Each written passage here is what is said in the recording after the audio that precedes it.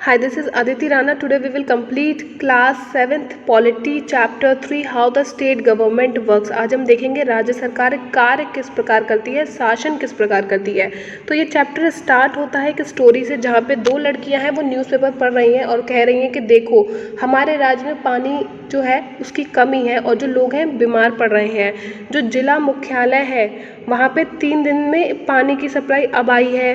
कई लोग हैं जो जिला चिकित्सालय में भर्ती और उन्हें हैजे की शिकायत है, और कुछ गाँव हैं जहाँ पे लोग गंदा पानी पी के बीमार हो गए हैं। तो वो ये न्यूज़ पढ़ रही हैं कि हमने ये सब तो अखबार में पढ़ा और हमने टीवी पर भी देखा कि हैजे से 10 लोगों की मृत्यु हो गई, तो हमें डर लग रहा है कहीं हम ना बीमार हो जाएं।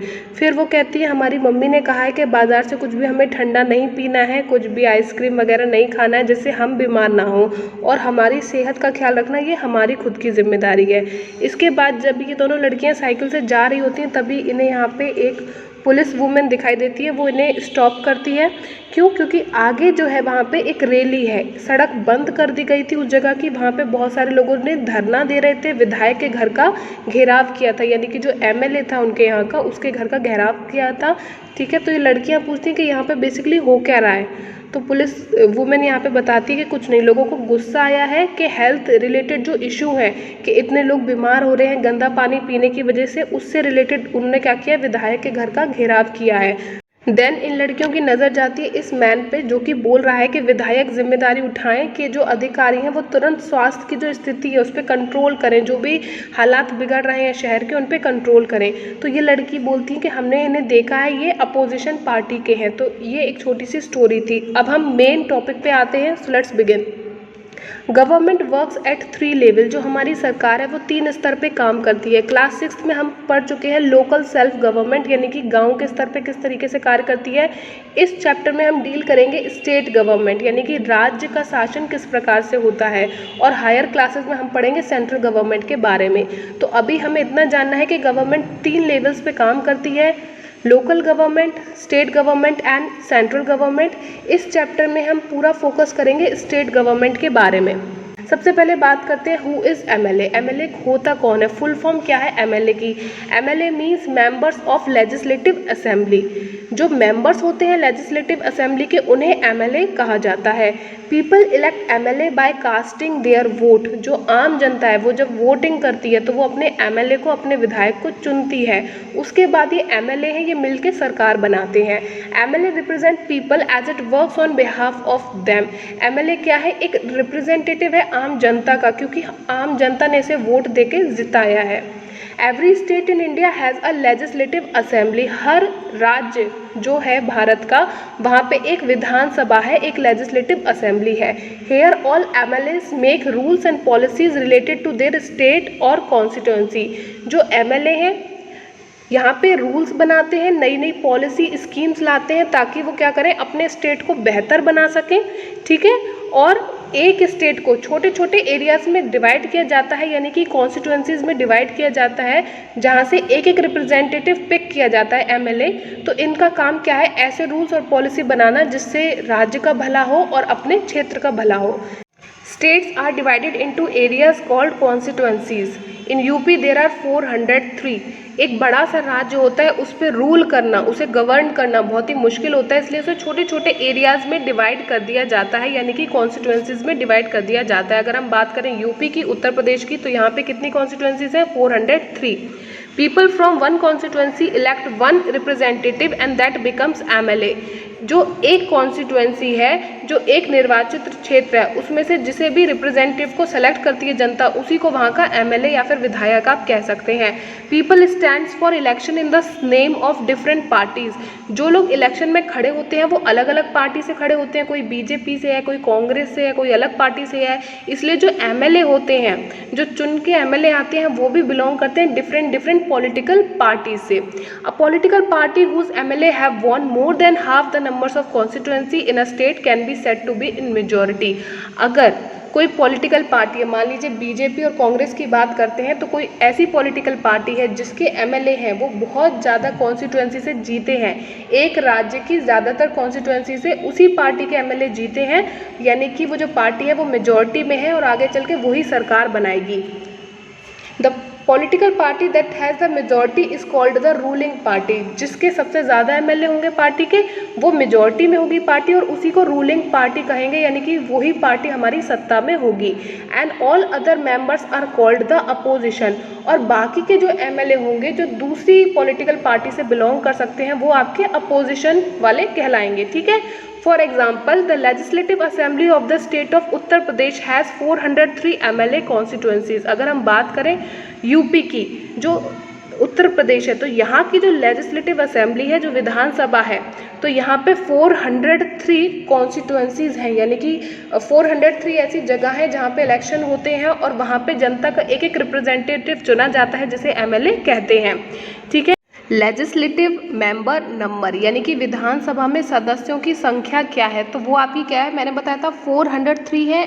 ऐसी एरिया, ऐसी कॉन्स्टिट्यूंसी जहाँ पे एमएलए चुना जाता है पब्लिक द्वारा, ठीक है, उन्हें रिप्रेजेंट करता है एमएलए। बट यहाँ पे सीट टोटल कितनी है, 404, क्योंकि एक सीट है वो रिजर्व है, किसके लिए, एंग्लो इंडियन के लिए। आज़ादी के बाद भी जो ऐसे अमेरिकन थे जो इंडिया को छोड़ के नहीं गए, उनके लिए 1 सीट हमने रिजर्व कर रखी है। बाकी की 403 सीट्स पे इलेक्शन होते हैं, वहाँ पे पब्लिक का रिप्रेजेंटेटिव यानी कि एमएलए इलेक्ट होके आता है। Since the total number of the MLAs in the Legislative Assembly is 403, total 403 seats पे इलेक्शन होता है, ठीक है, लेजिस्लेटिव असेंबली के एमएलए चुने जाने के लिए। A political party would have needed to have more than 202 MLAs in order to gain a majority. तो अगर 404 टोटल नंबर है सीट्स का, ठीक है, तो अगर आपकी सीट आधी से ज़्यादा है तो करके देखिए, 404 को डिवाइड करिए 2 से, ठीक है।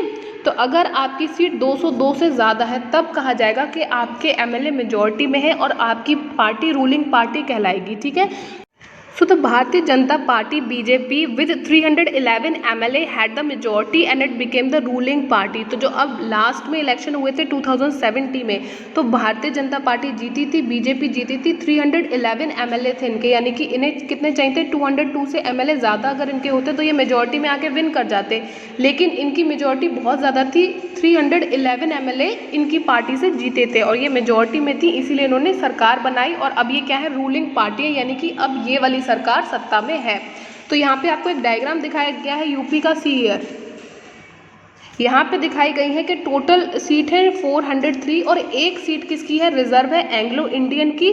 और बीजेपी ने कितनी विन करी है, जो ऑरेंज डॉट्स हैं वो रिप्रेजेंट करती हैं 311 सीट बीजेपी ने जीती है, यानी कि यहाँ पे 311 सीट पर बीजेपी के एमएलएज हैं, ठीक है। बाकी पार्टी ने जो जीती हैं वो आपको अलग अलग कलर से शो करी हैं, रेड, ब्लू से, ग्रीन से, ठीक है। सो सी, ये यूपी का मैप है, तो यहाँ पे आपको दिखाई दे रहा है जो ऑरेंज पार्ट, जितना ऑरेंज कलर है वो सारा एरिया है, वो सारी कॉन्स्टिट्यूंसीज हैं जहाँ से एमएलए जीते हैं बीजेपी के।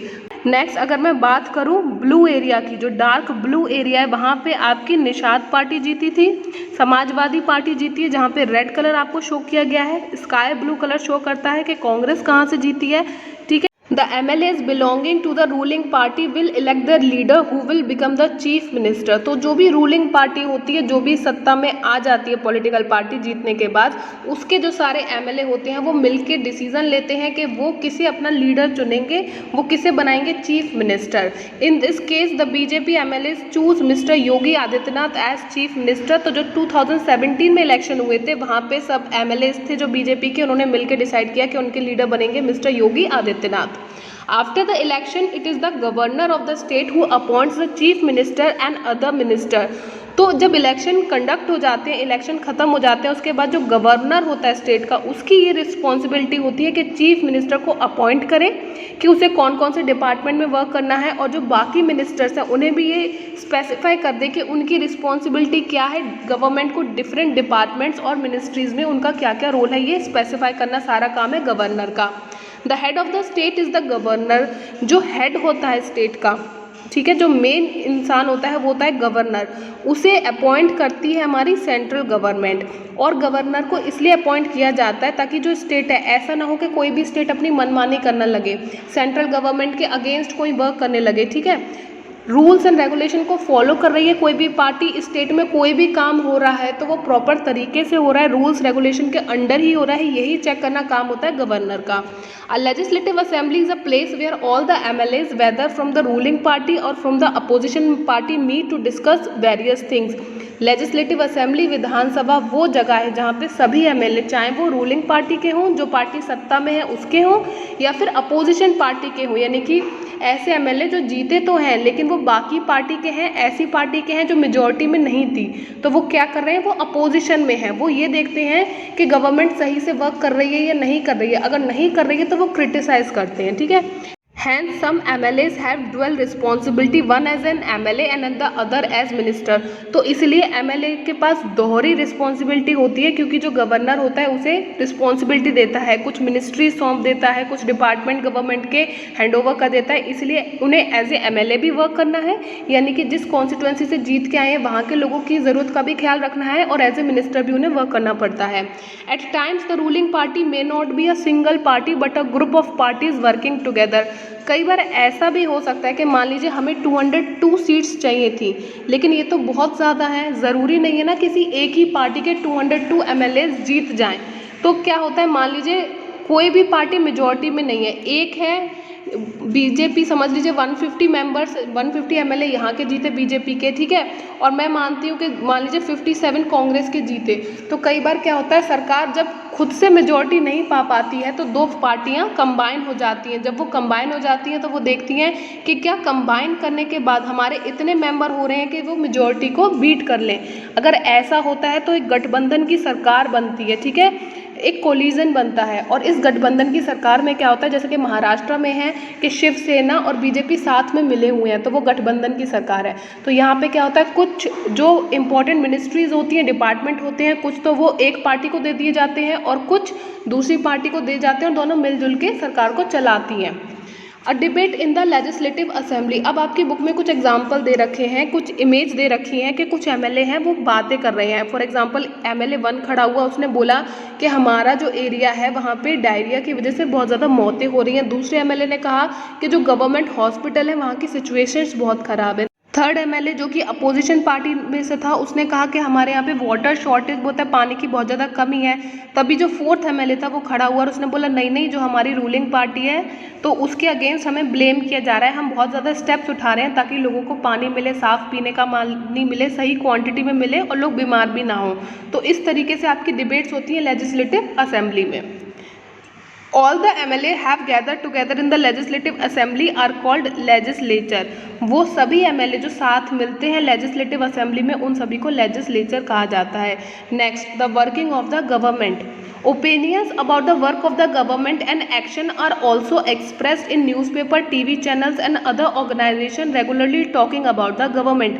गवर्नमेंट जो भी काम कर रही है सिर्फ वो विधानसभा में ही डिस्कस नहीं होते हैं, और भी बहुत ज़्यादा सोर्सेज हैं। फॉर एग्जांपल हमारी जो मीडिया है, जो न्यूज़पेपर है, उसमें निकलता है कि गवर्नमेंट क्या वर्क कर रही है, क्या उसकी नई स्कीम्स आई हैं और इसके क्या क्या हमें बेनिफिट्स होंगे, ठीक है, ये सब हमें न्यूज़पेपर के थ्रू पता पड़ता है। TV चैनल्स के द्वारा भी हमें पता पड़ता है कि गवर्नमेंट क्या क्या स्टेप्स उठा रही है लोगों के अच्छे के लिए।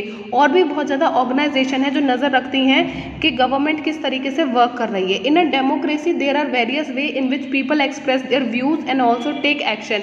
एक डेमोक्रेटिक कंट्री में, एक प्रजातंत्र में बहुत ज़्यादा रास्ते हैं कि लोग खुद को एक्सप्रेस कर सकते हैं, अपने क्या विचार है उनके गवर्नमेंट की पॉलिसीज से रिलेटेड वो एक्सप्रेस कर सकते हैं।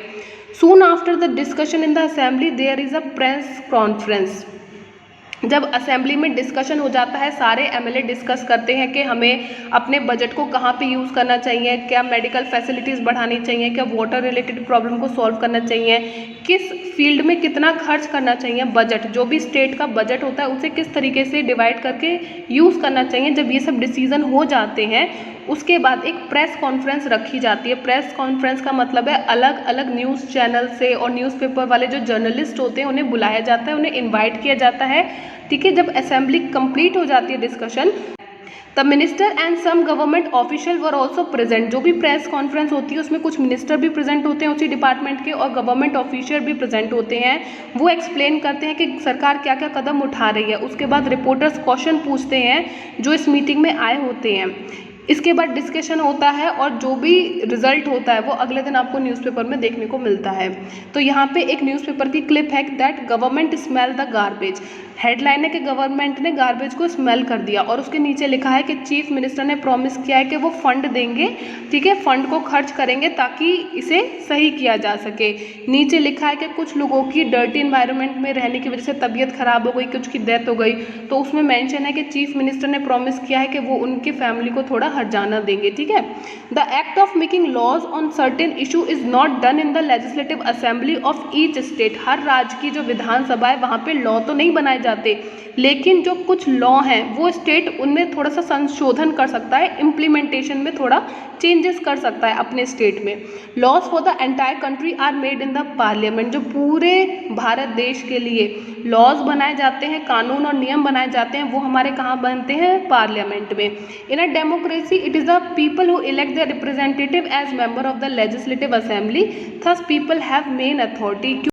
एक डेमोक्रेटिक कंट्री में लोग जब मिलके इलेक्शन में वोट करते हैं, पार्टिसिपेट करते हैं, तब जाके उनका एक रिप्रेजेंटेटिव, उनका प्रतिनिधि एमएलए आता है इलेक्ट होके, राइट। यानी कि एमएलए उनके भले के लिए वर्क करता है। और मान लीजिए अगर जनता खुश नहीं है तो वो क्या करती है, वो इस तरीके से पब्लिक मीटिंग ऑर्गेनाइज कर सकती है, वो एक आंदोलन कर सकती है, लेकिन शांतिपूर्ण तरीके से अपनी बात सरकार के सामने रख सकती है। ओके, बिकॉज जो अल्टीमेट पावर है वो लोगों के हाथ में है, क्योंकि जो डेमोक्रेसी है वो कौन सी गवर्नमेंट है? By the people, of the people and for the people. लोगों के द्वारा ही बनी है और लोगों के लिए ही बनी है। That was all about this chapter. Thanks for listening.